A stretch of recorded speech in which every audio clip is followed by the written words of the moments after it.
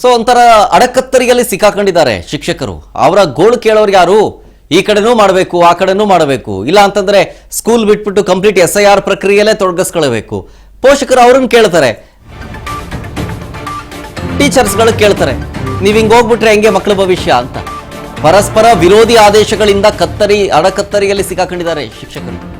Raj news ಜೊತೆ KAMS ಅಧ್ಯಕ್ಷ ಶಶಿಕುಮಾರ್ ಆಕ್ರೋಶವನ್ನ ಹೊರಹಾಕ್ತಾ ಇದ್ದಾರೆ. ಈ ಕಡೆ ಸರಿಯಾಗಿ ತರಗತಿಗೂ ನಡೀತಾ ಇಲ್ಲ, ಆ ಕಡೆ ನೆಮ್ಮದಿನೂ ಇಲ್ಲ. ಶಿಕ್ಷಕರನ್ನ ಮತದಾರರ ಡ್ಯೂಟಿಗೆ ಕಳಿಸಿದ್ರೆ ಕಲಿಕೆಗೆ ಪೆಟ್ಟು ಬೀಳುತ್ತೆ, ಪಠ್ಯಕ್ರಮ ಮುಗಿಸೋದು ಹೆಂಗೆ ಅಂತ ಶಾಲಾ ಆಡಳಿತಕ್ಕೆ ತಲೆಬಿಸಿ ತಂದೊದಗಿದೆ. ಚುನಾವಣಾ ಆಯೋಗದ ವಿರುದ್ಧ ತಿರುಗಿ ಬೀಳ್ತಾ ಇದ್ದಾವೆ ಈಗ ಶಾಲಾ ಒಕ್ಕೂಟಗಳು.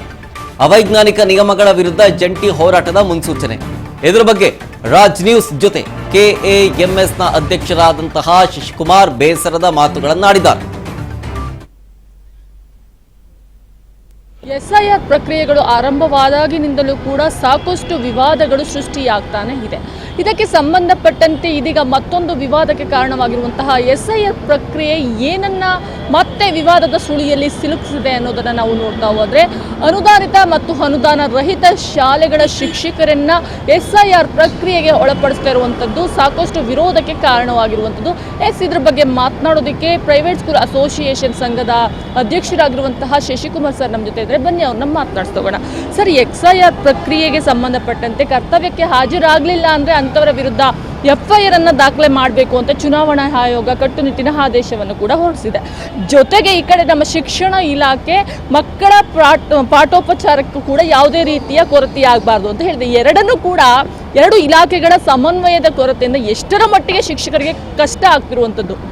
ಇಲ್ಲಿ ಶಿಕ್ಷಕರಿಗೆ ಕಷ್ಟ ಆಗೋದು ಒಂದೇ ಅಲ್ಲ, ಮಕ್ಕಳ ಶೈಕ್ಷಣಿಕ ಗುಣಮಟ್ಟಕ್ಕೆ ಕೊಡ್ಲಿ ಬಿಡ್ತಾ ಇದೆ. ಅದರಲ್ಲೂ ಕೂಡ ಒಂದು ಕಡೆ DDPI BOಗಳು ವಿವೇಚನೆ ಇಲ್ಲದೆ ಅವರು ನೇರವಾಗಿ ನಿಮ್ಮ ಮೇಲೆ ಕ್ರಮ ತಗೊತೀವಿ, ನಿಮಗೆ FIR ಮಾಡಿಸ್ತೀವಿ ಅಂತ ಬೆದರಿಕೆ ಕೊಡ್ತಾ ಇದ್ದಾರೆ. ಅನುದಾನಿತ ಶಾಲೆಗಳಲ್ಲಿ ಇರ್ತಕ್ಕಂಥ ಎಲ್ಲ ಶಿಕ್ಷಕರನ್ನ ನಿಯೋಜನೆ ಮಾಡಿದ್ರೆ ನಿಮಗೆ ಮನುಷ್ಯತ್ವ ಇದೆಯಾ? ಮಕ್ಕಳಿಗೆ ಒಂದು ಕಡೆ ನೀವು ಪಾಠ ಆಗಲೇಬೇಕು ಅಂತೀರಾ, ಏನು ಯಾರನ್ನು ಕರ್ಕೊಂಬಂದು ಪಾಠ ಮಾಡಿಸೋಕೆ ಸಾಧ್ಯ ಆಗತ್ತೆ? ಎಲ್ಲ ಸಂದರ್ಭದಲ್ಲೂ ಈ ಎಲೆಕ್ಷನ್ ಬಂದರೆ, ಲೋಕಲ್ ಸಮೀಕ್ಷೆ ಬಂದರೆ, ಈ SIR ಬಂದರೆ ಎಲ್ಲದಕ್ಕೂ ನೀವು ಶಿಕ್ಷಕರನ್ನ ನಿಯೋಜಿಸ್ಕೊಂಡು ಆ ಕಡೆ ಶಾಲೆಯನ್ನು ನಡೆಸಬೇಕು, ಈ ಕಡೆ ಇವ್ರ ಕೆಲಸವೂ ನಡಿಬೇಕು. ಹಿಂಗೆ ಸಾಧ್ಯ? ಇದು ಒಂದು ರೀತಿಯಲ್ಲಿ ದೌರ್ಜನ್ಯ ನಡೀತಾ ಇದೆ. ಕೆಲ ಶಿಕ್ಷಕರು ಇಷ್ಟಪಟ್ಟು ಹೋಗ್ಬೋದು, ಯಾಕೆಂದರೆ ಅದರಲ್ಲೂ ಕೂಡ ಹೆಚ್ಚಿಗೆ ದುಡ್ಡು ಬರುತ್ತೆ ಅಂತ. ಆದರೆ ಮಕ್ಕಳ ಶಿಕ್ಷಣದ ಬಗ್ಗೆ ಯಾರಿಗೂ ಕಿಂಚಿತ್ತೂ ಕೂಡ ಕಾಳಜಿ ಇಲ್ಲ. ಇವತ್ತಿನ ದಿನ ಅಧಿಕಾರಿಗಳು ಅವ್ರು ನಮಗೆ ಸಾಂತ್ವನ ಹೇಳ್ತಾರೆ, ಇಲ್ಲ ನಮಗೂ ಅದು ಸಮಾಧಾನ ಇಲ್ಲ ಅಂತ. ಇದಿಷ್ಟು ಕೂಡ ಪ್ರೈವೇಟ್ ಸ್ಕೂಲ್ ಅಸೋಸಿಯೇಷನ್ ಸಂಘದ ಅಧ್ಯಕ್ಷರಾಗಿರುವಂತಹ ಶಶಿಕುಮಾರ್ ಸರ್ ಅವರ ಮಾತುಗಳು.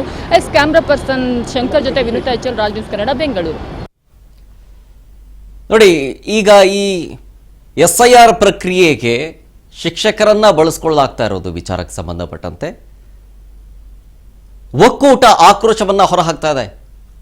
ನೀವೇನು ಪರಸ್ಪರ ವಿರೋಧಿ ಆದೇಶಗಳನ್ನ ಕೊಡ್ತಾ ಇದ್ದೀರಿ, ನಾವೇನು ಮಾಡೋದು ಅಂತ ಅಡಕತ್ತರಿಯಲ್ಲಿ ಶಿಕ್ಷಕರು ಸಿಕ್ಕಾಕೊಂಡಿದ್ದಾರೆ. ಒಂದು ಕಡೆ